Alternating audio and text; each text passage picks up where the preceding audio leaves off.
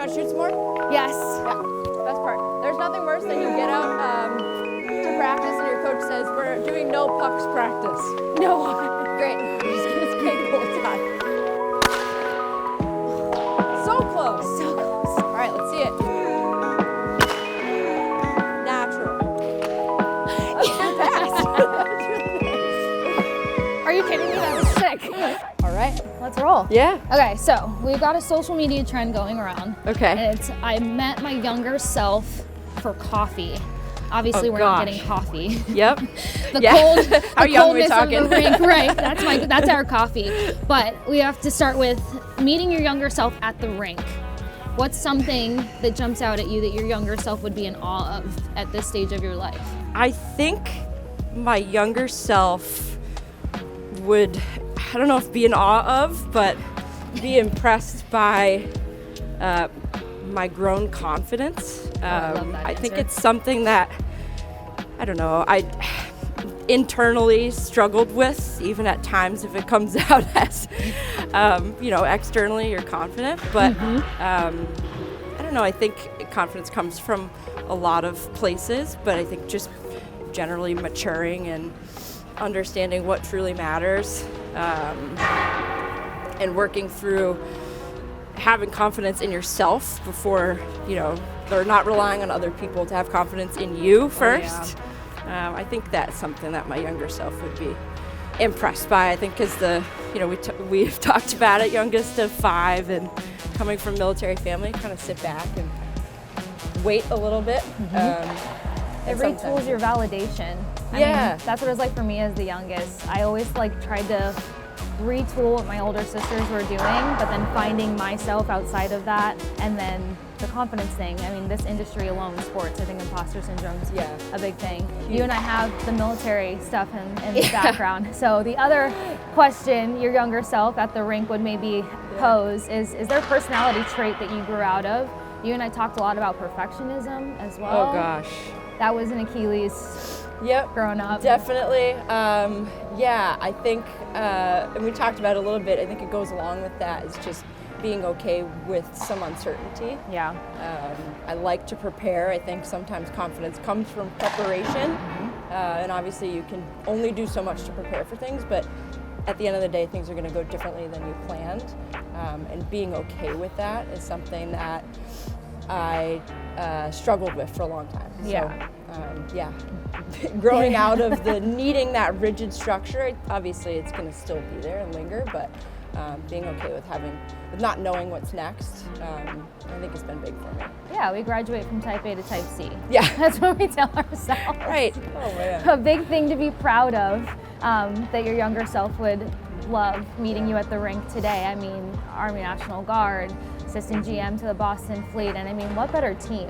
I swear I'm not being biased, but just learning about the Boston Fleet since getting here has been unreal. It's an amazing organization. I think Danielle has set such a good tone at the top. The coaching staff is unbelievable.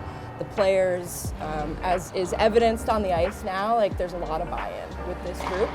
And I think that is, like I said, really evident in the way that we play and the way that we carry ourselves.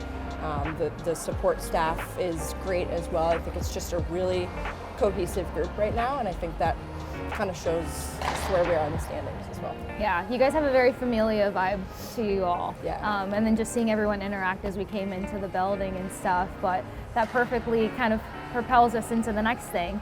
D1 athlete, military background, structure, kind of reformulating what works for you between perfectionism and confidence. Yeah. How does all that help you with being an assistant GM? Well, I think in this role specifically, with the league being so new,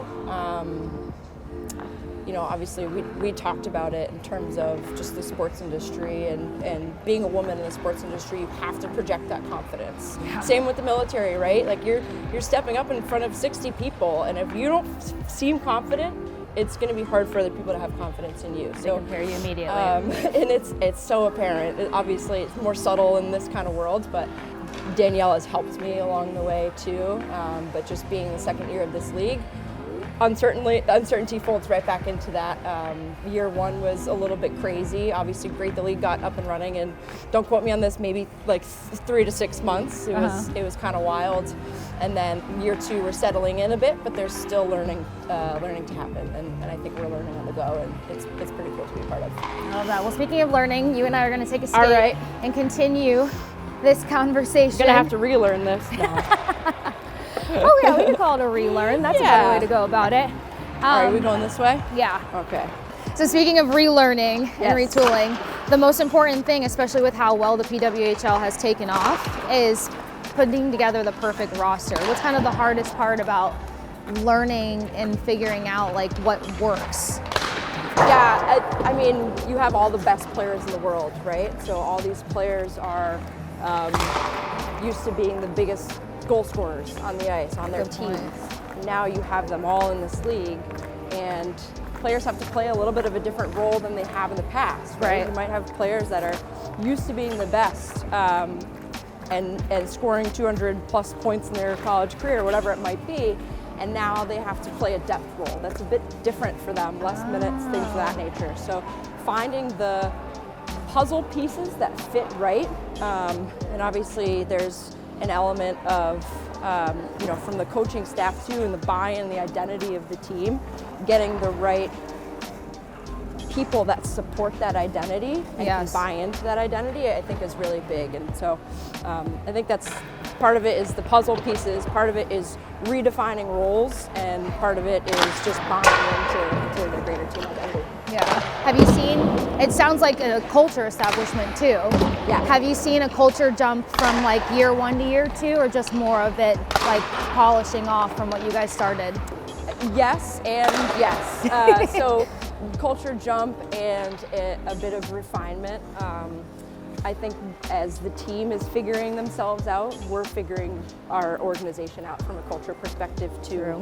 From an operations standpoint, things are just getting smoother as the days go and the years go. So I think obviously continuous growth mentality for myself, Danielle, and I think everyone around here is like, if you're doing something the same and you're not getting better, you're probably not doing something right. Right, and making those quick adjustments.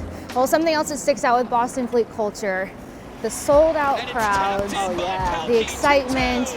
I got to see the Montreal v Boston game at Agganis. You guys had that one right? Yep. And I was mind blown. I brought my mom into town for that one. Oh, really? She did not want to leave the game. She was sitting up in the stands by herself because I was working with NESN.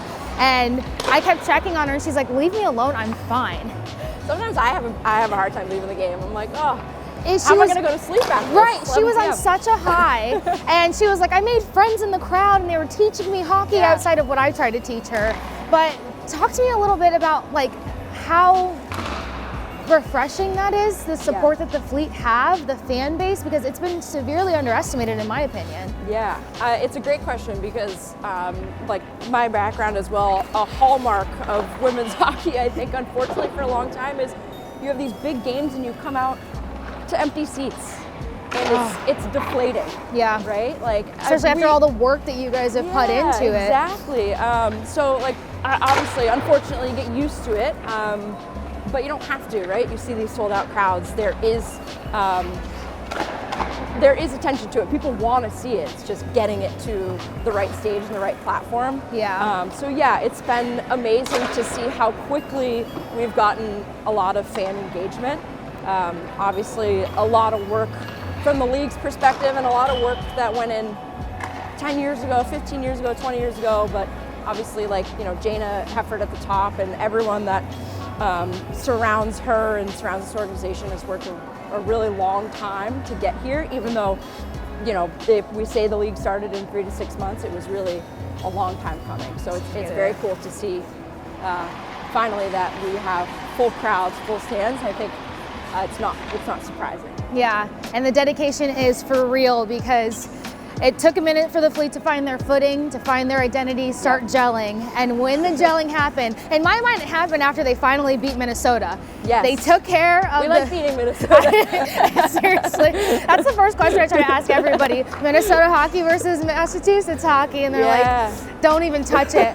But finally, they topped Minnesota, and then it just felt like their game came together after that. And now, I mean, they jumped to the number 2 slot. They had a big win versus Montreal, the top dog, one would say. Gave me a little bit of some heart palpitations. One of our content producers, Marissa, was like, I was standing up in my own house screaming at the television. I was like, I could feel that, that's for sure. Yeah. But their placement now, it's a unique playoff system for the PWHL. That top seed gets to pick who they go against. But what are the vibes right now for the Fleet now that they've made that jump and they're contending as one of the best in the PWHL? I think we're playing with confidence. I think everyone in the organization, from the players to coaches, support staff, everyone I think I mentioned this before, it does seem like it's a really cohesive group. Yeah.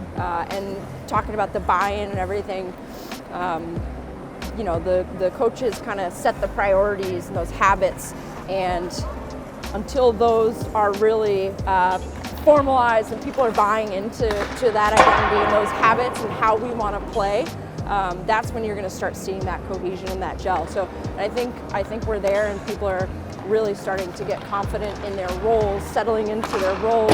Our depth is scoring.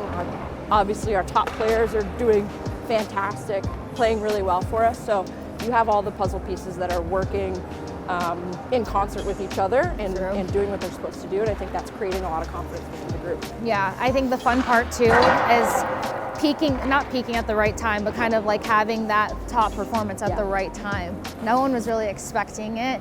And you've got such leaders on this roster. I mean, I know Hilary Knight's always the first topic of conversation, but who else kind of sticks out to you as you guys gear up for postseason? I think of a younger player, but Alina Muller. Love her. She started to really click. I think took a little bit of a slower start, but then really clicked, and you can see from that point on, we're playing a different game too. So when she's going, you know, the full team rallies around her. Obviously, we have Jill Saulnier came in, brings a lot of years of experience in the game, and just a hard-fought game. She's physical, and she makes a big difference on the forecheck and doing those little things that, you know, help allow other things to happen on the ice. The puck to you know, get in front of the net for someone else to bury it. So her, and then obviously we have Susanna Tapani is a great player for us. Just unbelievably skilled player, can make everyone around her better, and it's really cool to watch. Yeah, those have been some of my favorite. I feel like Muller, her game took off after her alumni won the bean pot. Yes. I always try to make things synergistic. Yeah, wow, that's it felt synergistic good connection for me in terms of the vibes, but definitely great leadership that helps propel at the right time. Yeah. What's going to be probably the biggest, I don't want to say obstacle, because as you said, everyone's gelling and you got to take it game by game, but maybe that next step that this team needs to take as they get ready for the postseason? Yeah, I think we talked a little bit about refinement. I think that's what it is. It's just continuing to play the game that we've been playing, continuing to elevate and get ready for playoffs. Keep your body healthy. It's a physical game. It's only going to get more physical as we enter the playoffs, or get up to the start of the playoff run. So I think it's just about keeping ourselves healthy, staying focused as we enter May. And then, am I jumping the gun here? But the Boston Fleet seem to be the most physical team in the league, in my opinion. Or they're not scared. No. That's for sure. In true Boston fashion. This is where you see the real Massachusetts culture embedded. Yes. But yeah, the physicality and everything else, it seems like everything's coming together at the right time. Yeah. All right, we met your younger self at the rink. We realized that she has so much to be proud of. Confidence, let's say restructuring, perfectionism, and the tremendous role of assistant GM to the Boston Fleet. But you guys got a couple games coming up before we get to look at the postseason. What's it going to be like to be back at Guinness, taking on Toronto, I believe, right? Yeah, Toronto. It's always a hard-fought game with Toronto. Yeah, we're at Guinness on the 26th on Wednesday. Really excited to be back there. It's a great arena. different fan group than we see at Tsongas sometimes, so it's good. Getting other people to the games is really cool, and obviously Toronto's always a hard-fought game. They're a really good team, so we're excited. Oh yeah, it's gonna be fun. The crowd's gonna be wild. I'm excited. I'll be able to be there, drag some friends with me, but you know, legendary arena, legendary skill learning. I learned how to do a slap shot. You're great. Set up an apple. Oh, I'll be back. If you guys need an equipment manager, please let me know. Like, I'll share the load. I'm sure we can find something. Of course. Hope you guys enjoyed this over at NESN. We'll catch you for some more hockey with the PWHL coming in soon. Thank you, Megan. Thank you. Woo! Yay.